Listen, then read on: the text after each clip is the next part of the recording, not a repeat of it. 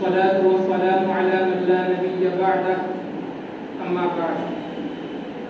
أعوذ بالله من الشيطان الرجيم بسم الله الرحمن الرحيم يا أيها الذين آمنوا كتب عليكم الصيام كما كتب على الذين من قبلكم لعلكم تتقون. وقال النبي صلى الله عليه وسلم من سلم له رمضان سلمت له السنة أو كما قال عليه الصلاة والسلام.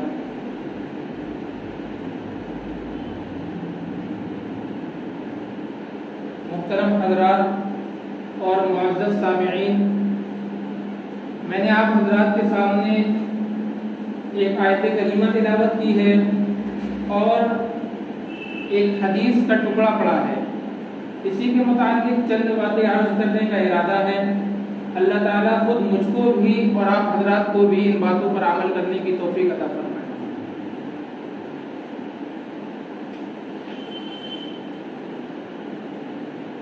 دیکھیے، آج سے 1450 سال پہلے کا زمانہ ہے. حضور اکرم صلی اللہ علیہ وسلم اس روئے زمین کے اوپر تشریف فرما ہے. آپ علیہ الصلوۃ والسلام کے اوپر اور آپ علیہ الصلوۃ والسلام کے ایک ایک قول ایک ایک فعل کے اوپر اپنی جانوں کو نچھاور کرنے والی جماعت حضرات صحابہ کی موجود ہے. قرآن کریم کا نزول اس وقت میں جاری ہے، مدنی زندگی ہے. یہ تمام کے تمام حالات ہیں. آج سے 1450 برس کا زمانہ ہے. اللہ کے نبی علیہ الصلوۃ والسلام دنیا کے اندر تشریف فرما ہے. مدنی زندگی کا دور ہے اور حضرات صحابہ کی جماعت آپ کے سامنے موجود ہے. شعبان کے مہینے کی آخری تاریخ ہے. رمضان کا مہینہ شروع ہونے والا ہے. اس وقت کے اندر اللہ کے نبی علیہ الصلوۃ والسلام نے کہ جس کے لیے اللہ تبارک و تعالی نے اس پوری دنیا کو وجود میں لے کر کے آئے، یہ دنیا بنائی، زمین بنائی، آسمان، چاند، سورج، ستارے، جس کائنات کے سردار کے لیے بنایا، وہ ذات، وہ سید المرسلین، وہ سید الانبیاء اپنی اس پیاری جماعت کے سامنے کچھ باتیں کرتی ہے. وہ جماعت کہ جس کے بارے میں اس نے یہ گارنٹی دے دی ہے کہ اس میں سے جس کی بھی اقتدا کرو گے راہ پا جاؤ گے. یہ جماعت ہماری ستاروں کے مانند ہے، جس کی بھی پیروی کرو گے تمہیں راہ ملتی چلی جائے گی. وہ ایک ایسی جماعت ہے کہ اللہ کے نبی علیہ الصلوۃ والسلام اگر وضو کیا کرتے تھے تو آپ کے وضو کے قطرات زمین پر گرنے سے پہلے وہ اپنے ہاتھوں میں لے لیا کرتے تھے اور اپنے جسم کے اوپر مل لیا کرتے تھے. وہ ایسی جماعت تھی کہ آپ علیہ الصلوۃ والسلام اپنے جسم کے زائد اجزاء کو جب کاٹتے تھے، ناخن کو کاٹتے تھے، تو حضرت معاویہ بن ابی سفیان کے بارے میں آتا ہے انہوں نے آپ کے ناخن کو جمع کر کے کسوا کر کے رکھ لیا اور یہ وصیت کر کے چلے گئے جب میں مر جاؤں تو مرنے کے بعد میں میری آنکھوں میں، میرے منہ میں اس کے برادے کو ڈال دیا. ایسی جماعت کے سامنے آپ علیہ الصلوۃ والسلام نے جو باتیں عرض کی شعبان کے مہینے کے آخر میں اور رمضان کے مہینے شروع ہونے سے پہلے، میں چاہتا ہوں وہی تقریر اور وہی بات آپ علیہ الصلوۃ والسلام کی سنت پر چلتے ہوئے اور آپ علیہ الصلوۃ والسلام کے روش پر چلتے ہوئے کہ جس کے بارے میں اللہ نے قرآن میں فرمایا ہے کہ اگر اس نبی اکرم صلی اللہ علیہ وسلم کی اتباع کرو گے، اس کے راستے پر چلو گے تو تم بھی راہیاب ہو جاؤ گے. میں چاہتا ہوں کہ میں بھی اسی تقریر کو جو آپ علیہ الصلوۃ والسلام نے اپنی پیاری جماعت حضرات صحابہ کے سامنے شعبان کے مہینے کے آخر میں اور رمضان سے پہلے کی تھی، وہی تقریر آپ حضرات کے سامنے بھی ہو اور آپ حضرات کو بھی بتایا جائے کہ رمضان المبارک کیا ہے، آپ علیہ الصلوۃ والسلام نے اپنے صحابہ کو کس طریقے سے سمجھایا. تو دیکھیے، اس سے پہلے میں کچھ بات آپ سے عرض کروں. اللہ تبارک و تعالیٰ نے قرآن میں فرمایا کہ ہم نے انسانوں کو اور جناتوں کو صرف اور صرف اپنی عبادت کے لیے پیدا کیا. وَمَا خَلَقْتُ الْجِنَّ وَالْإِنسَ إِلَّا لِيَعْبُدُونَ کہ انسانوں کی اور جناتوں کی پیدائش کا جو مقصد ہے اللہ تبارک و تعالیٰ نے بیان فرمایا میری عبدیت ہے اور میری عبادت کرنا ہے. اللہ تعالیٰ نے ایک دوسری جگہ پر ارشاد فرمایا ان اللہ اشتری من المؤمنین انفسهم واموالهم بان لهم الجنہ، کہ اللہ تعالیٰ ہم انسانوں کی مال کے، ہم انسانوں کی جان کے اللہ تعالیٰ خریدار ہیں، اللہ تعالیٰ خریدار ہیں۔ اللہ تعالیٰ نے ہم سے ہماری جانوں کو، ہماری مالوں کو خرید لیا ہے اور عوض میں یہ دیا ہے کہ آخرت کے اندر ہم تمہیں جنت عطا کریں گے۔ تو اللہ تعالیٰ نے ہمیں پیدا کیا، پیدائش کا ہماری مقصد کیا ہے؟ اللہ کی عبادت کرنا، اور اللہ تعالیٰ نے ہماری جانوں کو، ہماری مالوں کو خرید لیا اس عوض میں کہ ہم کو وہ آخرت میں جنت دیں گے۔ تو اب ہماری جان بھی اور ہمارے مال بھی، یہ ساری کی ساری چیزیں اللہ تبارک و تعالیٰ کے لیے ہیں۔ اب اس پس منظر کے اندر اللہ تبارک و تعالیٰ کی جانب سے اگر ہمارے لیے یہ حکم ہوتا کہ ہم 24 گھنٹے اللہ تبارک و تعالیٰ کی عبادت کریں، ہمہ وقت اللہ تبارک و تعالیٰ کے سامنے سجدے میں لیٹ ہو جائیں، قرآن پاک کی تلاوت کرتے رہیں، تو آپ خود یہ بتائیے کہ یہ انصاف ہوتا یا نا انصافی ہوتی؟ انصاف ہوتا نا؟ کیوں؟ کیونکہ اللہ تعالیٰ ہمارے خریدار ہیں، اللہ تعالیٰ نے ہم کو خرید لیا ہے، بدلے میں ہم کو جنت دیں گے۔ اب جو بھی اللہ کہے گا ہم کو کرنا پڑے گا، اللہ جہاں بھی کہے گا ہمیں اپنا مال لگانا پڑیں گے۔ تو اگر اللہ یہ کہتا کہ اپنے تمام مال کو خرچ کر دو اور اپنی تمہاری پوری جان ہے اس کو صرف ہماری عبادت میں لگائے رہو اور سجدے میں پڑے رہو، تو یہ عین انصاف ہوتا، نا انصافی بالکل بھی نہ ہوتی۔ لیکن اللہ تبارک و تعالیٰ کا انصاف دیکھیے اور اللہ تبارک و تعالیٰ کا عدل دیکھیے۔ اللہ تبارک و تعالیٰ نے ہم کو یہ اجازت دی ہے کہ ہم اس 24 گھنٹے کے اندر اپنی معاش میں مشغول رہیں، ہم اس 24 گھنٹے کے اندر اپنی تجارت میں مشغول رہیں، ہم اس 24 گھنٹے کے اندر اپنی دکان پر بیٹھ کر اپنی دکان کو چلائیں، یا اپنے تحصیل کے اندر یا اپنے کاروبار کے اندر اپنے اس وقت کو لگائیں، غرض ہے کہ ہمارا جو ذریعہ معاش ہے ہم اس ذریعہ معاش میں لگے رہیں اور اس میں رہ کر کے زندگی گزاریں۔ صرف اللہ تبارک و تعالیٰ نے ہم سے یہ چاہا ہے کہ ہم ان 24 گھنٹے میں سے کچھ وقت دے دیں 5 وقت کی نماز کے لیے، ہم مسجد میں آ کر کے 5 وقت کی نماز پڑھ لیں، اس کے علاوہ اپنے اوقات کو ذریعہ معاش میں لگائیں، اپنے اہل و عیال میں لگائیں، اپنے خاندان میں لگائیں، یا اور بھی دیگر کاموں کے اندر لگائیں۔ لیکن ہمارا اور آپ اپنا حال دیکھیں کہ ہمارا حال یہ ہے کہ اللہ تبارک و تعالیٰ اگر پورا وقت ہم سے چاہتے تب بھی انصاف تھا۔ اللہ تعالیٰ نے ہم کو اجازت دے دی کہ صرف 5 وقت کے لیے آنا۔ ہمارا اور آپ کا حال یہ دیکھیے کہ ہم نے 5 وقت کے لیے بھی اپنے اوقات کو فارغ نہیں کیا، اور ایسا بھی نہیں کہ 5 وقت کے لیے اللہ تبارک و تعالیٰ نے ایک وقت ایک ساتھ ہم کو بلایا ہو، بلکہ الگ الگ وقت میں نمازیں رکھی ہیں۔ اگر ہم چاہیں تو صرف 10 منٹ کے اندر نماز پڑھ کر کے جا سکتے ہیں، لیکن ہمارا اور آپ کا حال دیکھیے کہ ہم اس 5 وقت کی نماز کے لیے بھی اپنے اوقات میں سے 10 منٹ فارغ نہیں کر سکتے۔ پھر اس کے آگے چل کر دیکھیے کہ عبادتیں جو ہوتی ہیں وہ 2 طریقے کی ہوتی ہیں۔ ایک عبادت یہ ہے کہ ہم جو عبادت کر رہے ہیں براہ راست یہ عبادت ہے، مثلا قرآن کی ہم تلاوت کر رہے ہیں تو قرآن پڑھنا ایک عبادت ہے، نماز ہم پڑھ رہے ہیں تو نماز پڑھنا یہ عبادت ہے، روزہ رکھ رہے ہیں روزہ رکھنا یہ عبادت ہے۔ اس کے علاوہ ایک دوسری عبادت ہے، وہ یہ ہے کہ براہ راست عبادت نہیں ہے، ہم دنیا کے اندر اپنا کوئی بھی کام کر رہے ہیں لیکن ہم نے اس کے اندر نیت کر لی، اچھی نیت کر لی، تو ہمارا وہ کام بھی عبادت ہو جائے گا۔ مثلا ہم کوئی بھی کام کریں، ہم مثال کے طور پر ذریعہ معاش میں لگے ہیں، انسان کی کمائی کا جو بھی جائز طریقہ ہو، دکان ہو، تجارت ہو، یا پھیری کا ذریعہ ہو، یا تحصیل کے اندر یا دیگر کاروبار کے اندر لگا ہو، اس کے اندر وہ اگر یہ نیت کر لے کہ آقا علیہ الصلوۃ والسلام نے بھی تجارت کی ہے، میرے پیارے اور آپ کے آقا جناب محمد عربی صلی اللہ علیہ وسلم بھی تجارت کیا کرتے تھے، انہوں نے بھی تجارت کے سفر کیے ہیں، آپ نے بکریاں کو چرایا کر کے اجرت پر بکریاں کو چرایا ہے۔ تو اگر ہم بھی یہ نیت کر لیں کہ ہم یہ تجارت کر رہے ہیں اس وجہ سے کہ ہمارے اور آپ کے آقا نے بھی تجارت کی تھی، تو ہم یہ دنیا کمائیں گے، ہم پیسہ کمائیں گے، لیکن ہم کو ثواب ملے گا عبادت کرنے کا۔ دوسری مثال، کوئی بھی مثال لے لیجئے، ہم نہانے کو گئے تو ہم اس میں یہ نیت کر لیں کہ ہمارے اور آپ کے آقا علیہ الصلوۃ والسلام بھی نہایا کرتے تھے، تو ہمارا نہانا بھی ثواب ہو جائے گا۔ اسی طریقے سے ہم کھانا کھا رہے ہیں تو ہم اس کے اندر یہ نیت کر لیں کہ آقا علیہ الصلوۃ والسلام بھی کھانا کھایا کرتے تھے، ہمارا کھانا کھانا بھی عبادت ہو جائے گا۔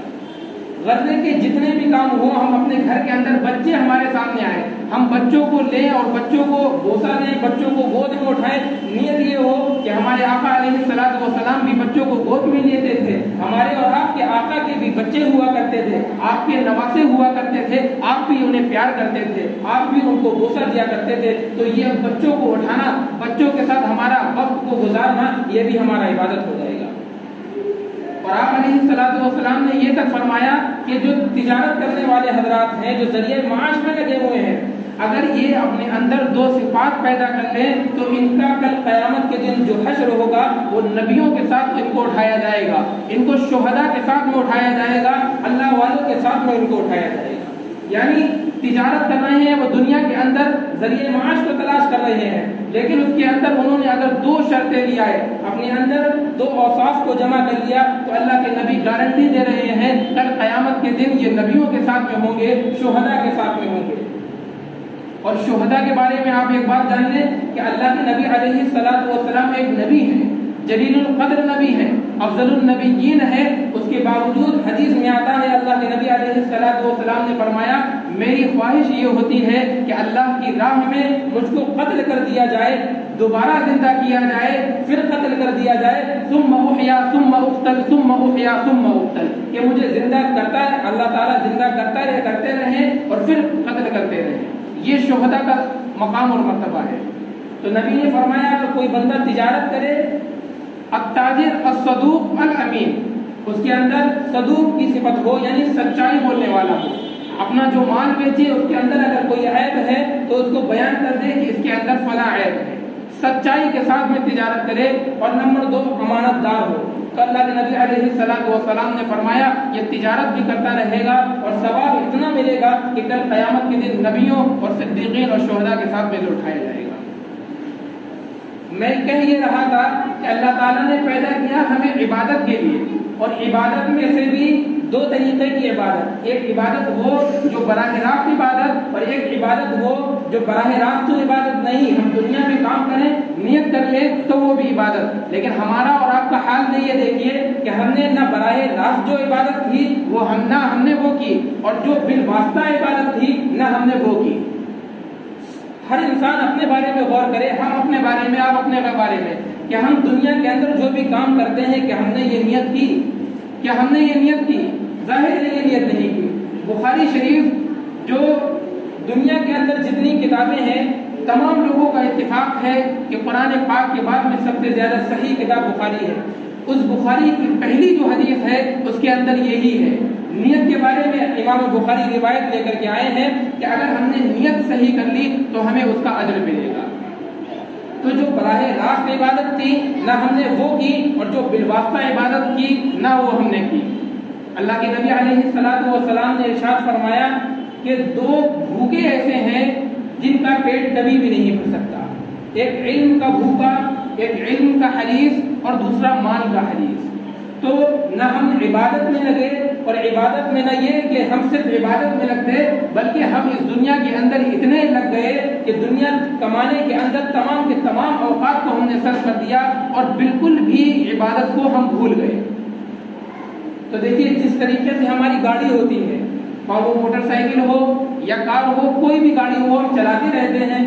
چلاتے چلاتے اس گاڑی کے اندر کچھ خرابیاں آ جاتی ہیں، وہ گاڑی خراب ہو جاتی ہے، یا اس گاڑی کے اندر دھول وغیرہ آ جاتی ہے،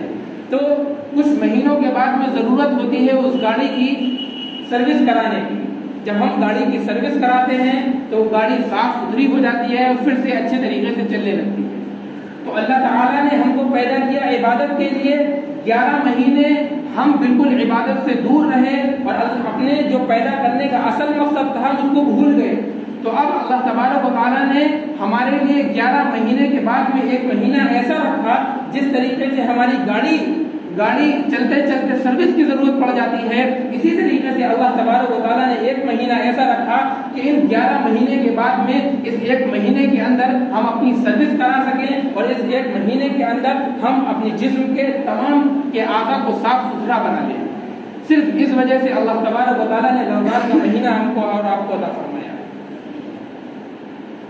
تو آپ دیکھیں رمضان کا مہینہ جو میں نے آپ سے شروع میں کہا تھا کہ اللہ کے نبی علیہ الصلوۃ والسلام نے اپنی پیاری صحابہ،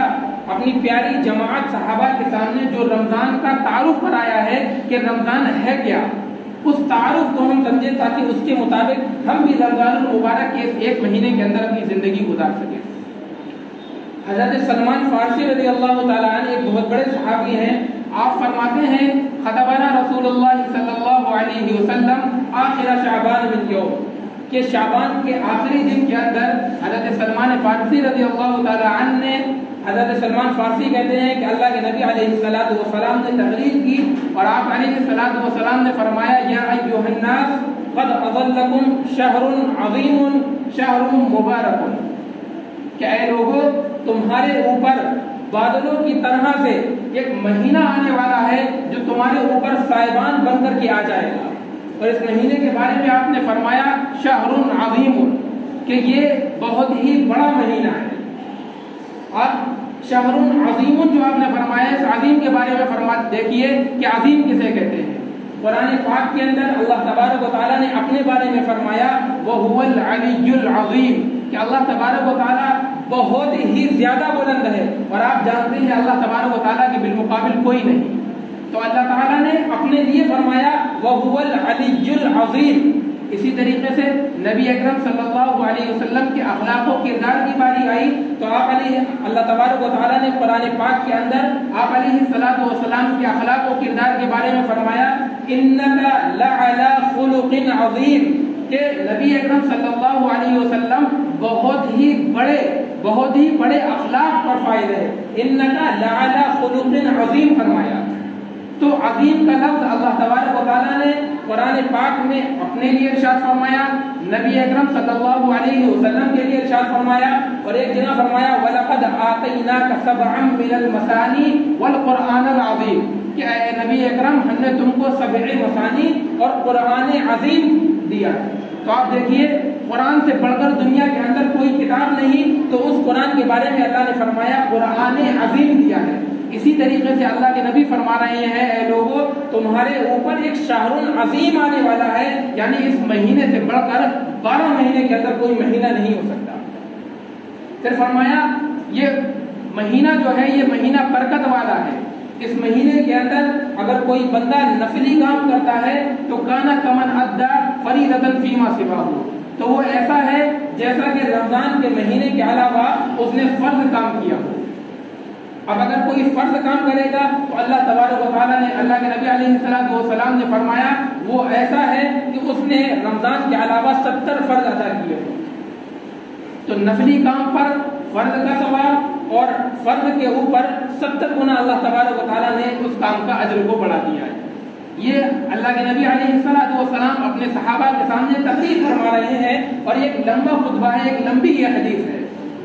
ابھی وقت تھوڑا کم ہے، پوری حدیث نہیں ہو پائے گی۔ اللہ تبارک و تعالیٰ نے قرآن پاک کے اندر رمضان المبارک کے مہینے کو دیکھتے ہوئے ارشاد فرمایا یا ایھا الذین آمنوا کتب علیکم الصیام کما کتب علی الذین من قبلکم لعلکم تتقون۔ تو دیکھیں رمضان المبارک کے مہینے کے بارے میں اللہ تبارک و تعالیٰ نے اس آیت کریمہ کے اندر ارشاد فرمایا جو سب سے پہلے خطبے میں نے آپ کے سامنے تلاوت کی تھی۔ اللہ تعالیٰ کہہ رہے ہیں اے ایمان والو میں نے تمہارے اوپر روزے کو فرض کیا ہے۔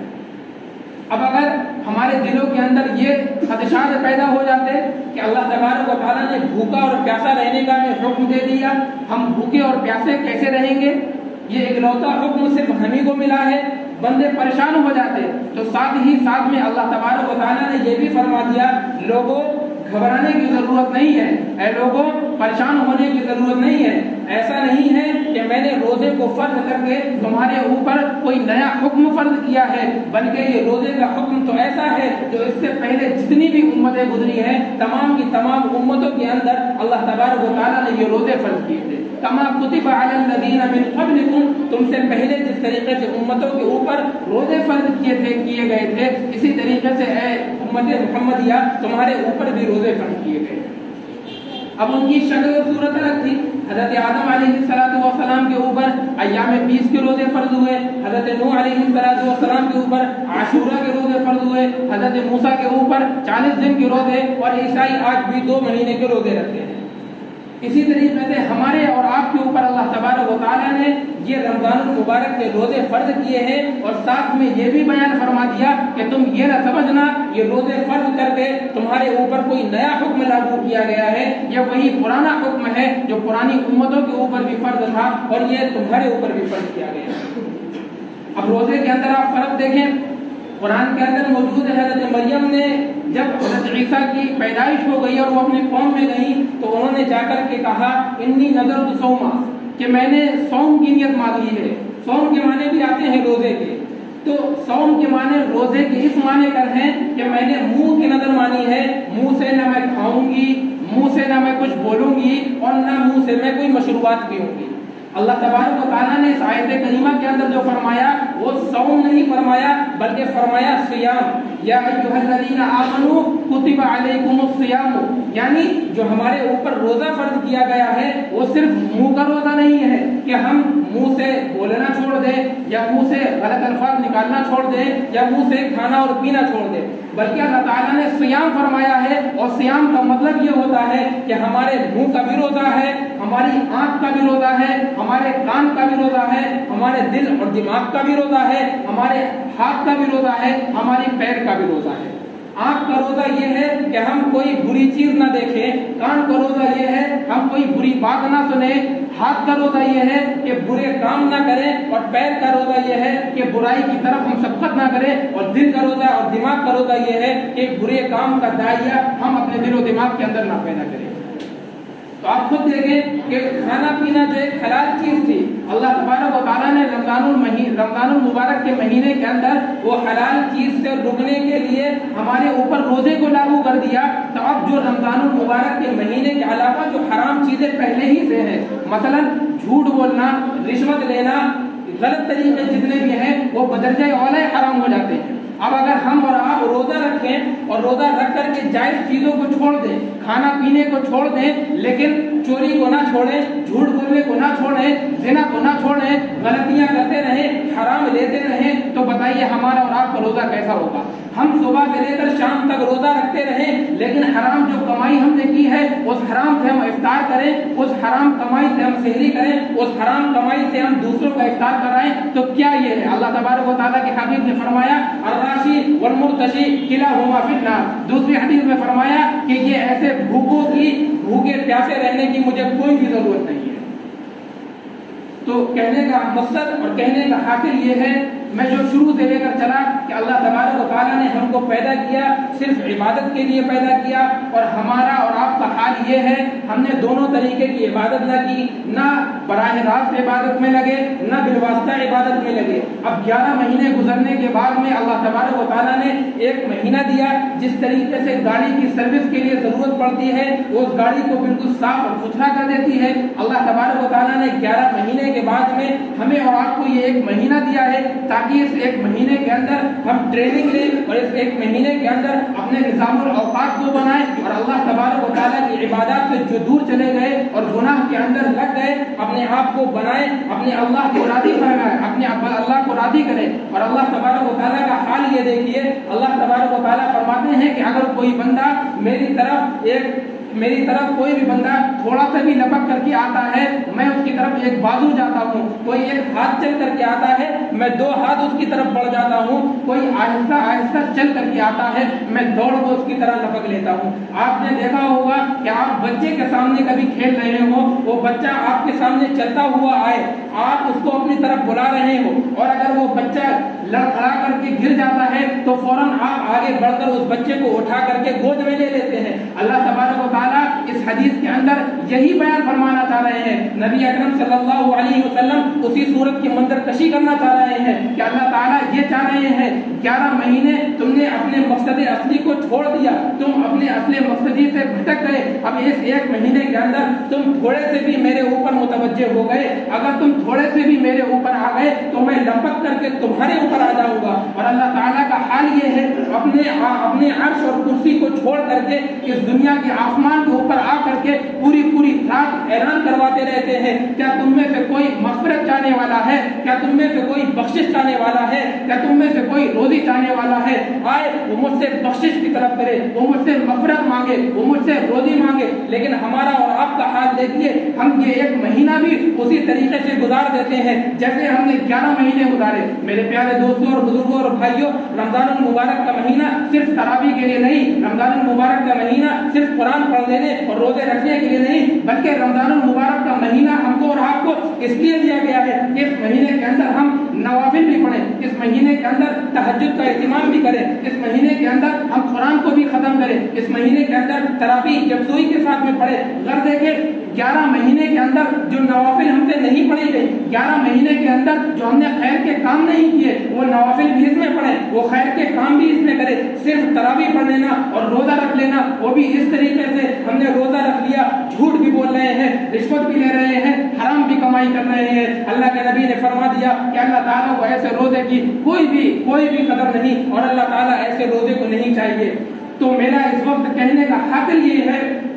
कि ऐसा ना हो कि रमजान मुबारक का चांद जब देखें, उस चांद के देखने के बाद में हमारे सर के ऊपर टोपी आए, हमारे जिस्म के ऊपर कुर्ते और पजामे आए। मैं ये चाह रहा हूँ कि रमजान मुबारक का जब आप चांद देखें तो आप रमजान के महीने में इस तरीके से दाखिल हो, आप अपने गुनाहों की उससे पहले मगफिरत करवा चुके हो, आप अपने गुनाहों की उससे पहले अल्लाह ताला से मगफिरत मांग चुके हो। हम और आप थोड़ी देर मस्जिद के अंदर बैठे, आज जुमे का दिन है, हदीस पाक के अंदर आता है जुमे के दिन सूरज गुरूब होने से पहले एक घड़ी ऐसी होती है, अगर अल्लाह का कोई बंदा उसके अंदर मगफिरत मांगे, अल्लाह तबारक व तआला उसकी दुआ को कबूल करता है। तो मैं ये चाह रहा हूँ रमजान मुबारक का महीने के अंदर दाखिल होने से पहले हम इस तरीके से जाएं, अल्लाह तबारक व तआला को जबरदस्ती हम राजी कर चुके हो, अपने गुनाहों को माफ करवा चुके हो, अपने गुनाह, हमारे दिल जो गुनाहों से गंदे हो चुके हैं, इस दिल को हम पूरी तरीके से धो चुके हो, ताकि रमजान मुबारक के महीने के अंदर जब हम पहुंचे हमारे सारे